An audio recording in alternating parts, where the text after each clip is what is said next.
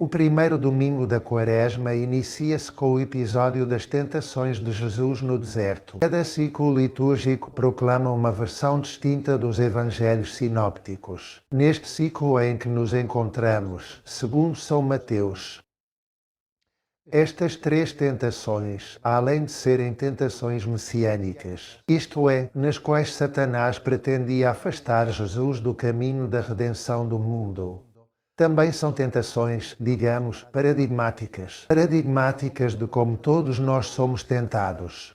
Poderíamos dizer que, nestas três tentações estão condensadas as tentações de todos os homens, de todos os tempos.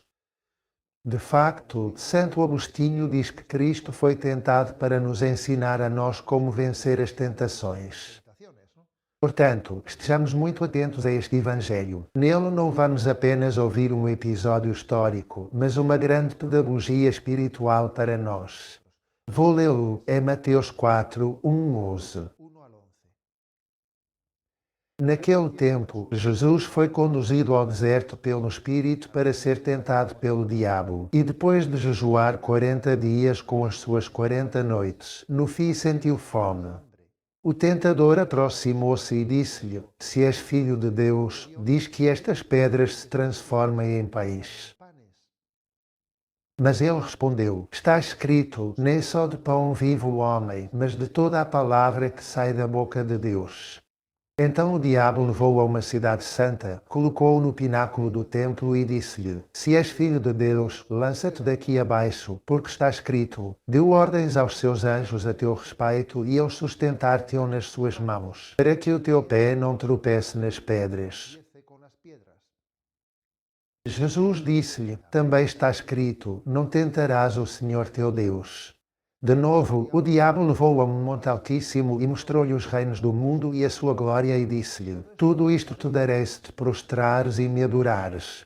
Então Jesus disse-lhe: Vai-te embora, Satanás, porque está escrito: Ao Senhor teu Deus adorarás e só a Ele prestarás culto. Então o diabo deixou, e eis que os anjos se aproximaram e o serviam. Pois bem, entre todas as reflexões que foram feitas sobre estas três tentações, foram muitíssimas ao longo da história da Igreja, vou servir-me das que faz Dostoiévski no seu conhecido romance Os Irmãos Karamazov. No trecho deste romance, conhecido como o trecho do Grande Inquisidor, relata-se que Cristo regressa à Terra e é detido e julgado pelo Grande Inquisidor. Este Grande Inquisidor representa os homens religiosos que não acabamos de compreender Jesus. No fundo representa-nos a nós, não é? Então, esse Grande Inquisidor senta Jesus no banco dos réus. É como se nós sentássemos Jesus no banco dos réus e o censurássemos por ter dado ao homem uma liberdade que não é capaz de suportar, que não nos faz felizes, que nos leva a sofrer esta liberdade. Pensamos quantos abusos, guerras, roubos, egoísmos, injustiças, assassínios se poderiam ter evitado. Se em vez de nos ter feito livres o Senhor nos tivesse feito de outra maneira, não é? Então, o Inquisidor censura Cristo. Por ter rejeitado aquelas três tentações do deserto, devia tê-las aceitado. O prático, o pragmático, o eficaz teria sido aceitá-las. Sim, precisávamos do pão, precisávamos de um milagre, precisávamos de uma autoridade. Isso que Jesus rejeitava, não é? E Jesus tinha rejeitado o pragmático, o eficaz e tinha optado pelo verdadeiro. Bem, vamos então analisar cada uma destas três tentações e ver como Dostoiévski as apresenta no seu romance. A primeira tentação faz com que estas pedras se transformem em pão. Isto é a tentação do pão, da segurança do material. E Jesus, em vez de ter respondido: Nem só de pão vive o homem, mas de toda a palavra que sai da boca de Deus, deveria ter aceitado esse convite e ter transformado as pedras em pães. Tinha de se ter agarrado ao material. Diz o provérbio, mais vale um pássaro na mão do que 100 a voar. Há também um ditado que diz, dá-me pão e depois chama-me tolo se quiseres, mas dá-me pão não é. O diabo propõe que o homem seja feliz reduzindo-o a um estômago satisfeito. Vê, se tenho as minhas necessidades básicas satisfeitas, já está. O grande inquisidor acusa Cristo. Acusa Cristo porque não deu pão ao homem. E em vez de pão deu-lhe liberdade. Mas acontece que o homem preferia segurança à liberdade. Então, reparai que grande atualidade tem esta tentação. Reparai no que é a tentação do pão e circo. O pão e circo dos romanos, que tem as suas versões neste século XXI muito mais sofisticadas. Isto é, dá-me o material, aquilo que neste momento me dá satisfação, o meu prazer e o meu esquecimento e renuncio à dignidade, para a qual, obviamente, tenho de pôr em risco a minha liberdade. Vamos à segunda tentação. Se és filho de Deus, lança-te daqui abaixo, porque está escrito, deu ordens aos seus anjos. Deu ordens aos seus anjos para que te sustentem e para que o teu pé não tropece nas pedras. Isto é, trata-se de propor-lhe uma intervenção milagrosa de Deus, que torne evidente a existência de Deus. Uma evidência irrefutável, assim o interpreta esse grande inquisidor. O que te estavam a pedir era um sinal irrefutável de que Deus existia. Devias tê-lo feito, devias ter sido levado pelos anjos e descido até à praça do Templo de Jerusalém. Mas, no entanto, Jesus rejeitou tal coisa e disse, também está escrito, não tentarás o Senhor teu Deus. Isto é, a tentação nesta segunda tentação é uma fé baseada no espetacular, que no fundo elimina a liberdade do ato crente. A tentação é ser crentes sem necessidade de ter fé. Porque, claro, se vês esse milagre de Cristo a descer levado por anjos até à praça, tornas-te crente sem necessidade de ter fé. E o grande acusador acusa Cristo. O grande inquisidor acusa Cristo de não nos dar mais certezas visíveis, que nos permitam crer sem necessidade de arriscar tanto. Jesus rejeita essa tentação, porque ele não quer uma religiosidade do milagre, da fascinação, quer uma religiosidade da conversão do coração. Não quer uma fé imposta por evidências esmagadoras, que no fundo não tem fé, uma obediência mecânica. Deus quer ter filhos livres, não súditos impressionados por um milagre espetacular. Quer filhos livres e obedientes com uma fé sincera e confiante por amor.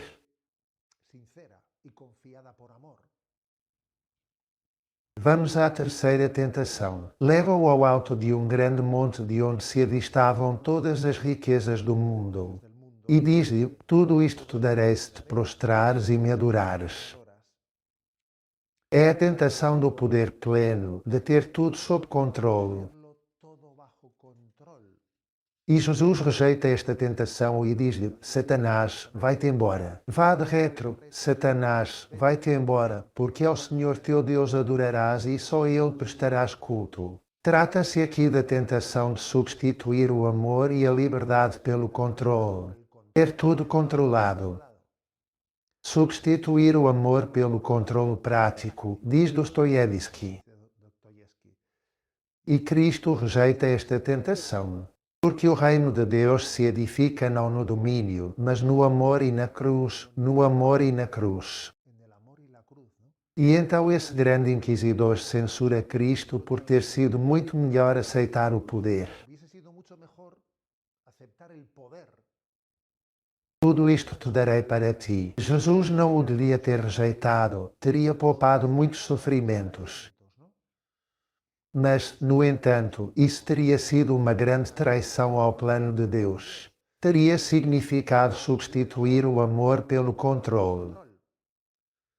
O poder que promete felicidade sem cruz acaba por esmagar a dignidade humana. E Jesus tem claro que o amor não se impõe, propõe-se, e por isso rejeita essa tentação. Em resumo, o grande inquisidor, este homem que não compreende Jesus, somos nós que não compreendemos Jesus. Acusamos Cristo de ter rejeitado o caminho que pensamos nós que teria feito os homens felizes. Rejeitaste o pão, rejeitaste o milagre, rejeitaste o poder. E em vez dessa felicidade fácil, escolheste a liberdade. E isso complicou-nos a vida. O grande inquisidor ama a humanidade, mas sem respeitar a liberdade. Tem medo da liberdade. Prefere agarrar-se ao pragmático, ao pão, ao milagre, que me evita até ter fé, e ao poder ter tudo controlado. No entanto, Cristo sublinha que a salvação passa pela liberdade e pelo amor, não pela imposição.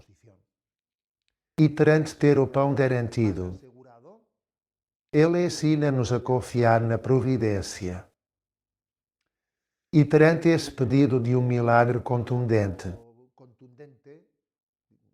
que nos dispense de ter de fazer um ato de confiança em Deus, Ele pede-nos uma fé humilde. E perante esse poder de ter tudo controlado, diz-nos que a chave está na liberdade educada pelo amor. É impressionante que neste romance Jesus Cristo escuta em silêncio todas estas acusações. E ao terminar, sem dizer palavra, aproxima-se de quem o acusava, dá-lhe um beijo e vai-se embora. Isto é, Cristo vence as tentações para salvar a liberdade humana. Mesmo sabendo que muitos iam preferir o pão material, o milagre fácil e o poder. O cristianismo não promete comodidade. Promete amor livre até à cruz. Que maravilhosa é a liberdade do homem, para que Jesus Cristo tenha assumido os gravíssimos riscos que ela comporta, porque é verdade que comporta gravíssimos riscos. Atrevo-me a dizer que é muito maior o bem que deriva de Deus nos ter feito livres, do que o mal que foi provocado pela má utilização dessa liberdade. Graças a sermos livres, podemos amar a Deus entranhadamente. Podemos imitar com as nossas misérias, mas podemos imitar a santidade de Deus. Sem a liberdade do homem não poderíamos ser santos. Não poderíamos escutar essa chamada à santidade que Deus nos faz. A bênção de Deus Todo-Poderoso, Pai, Filho e Espírito Santo, desça sobre vós.